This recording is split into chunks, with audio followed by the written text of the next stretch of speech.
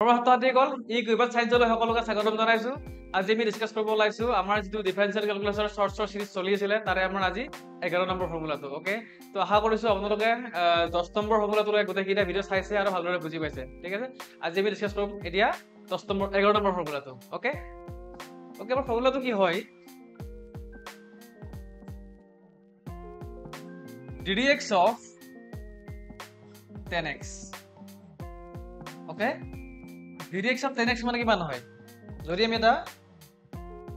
10 ফাংশনৰ যদি কি কৰো আমি ডিফাৰেন্সিয়েট কৰো বা ডিফাৰেন্সিয়েশন কৰো তাৰ আমাৰ ৰিজাল্টটো কিমান আহে তো ddx of 10x মানে কি হয় একদম ইজি হয় ৰিজাল্টটো মনত ৰাখিব সহজ হয় কি হয় এটো 6 squared x ওকে তো ddx of 10x মানে কি হয় 6 squared x জাস্ট দুবাৰ ভিডিওটো চালেই হ'ল এটো একেবাৰে মনত থাকি যাব ওকে তো ddx of 10x মানে কি হয় 6 squared x ঠিক আছে তো এটো হৈছে আমাৰ 11 নম্বৰ ফৰ্মুলাটো ওকে যদি আপোনালোকে ভিডিওটো চাই ভাল পালে তেতিয়ালে ভিডিওটো আপোনালোকে লাইক কৰিব আৰু আমাৰ চেনেলটো সাবস্ক্ৰাইব কৰিব ধন্যবাদ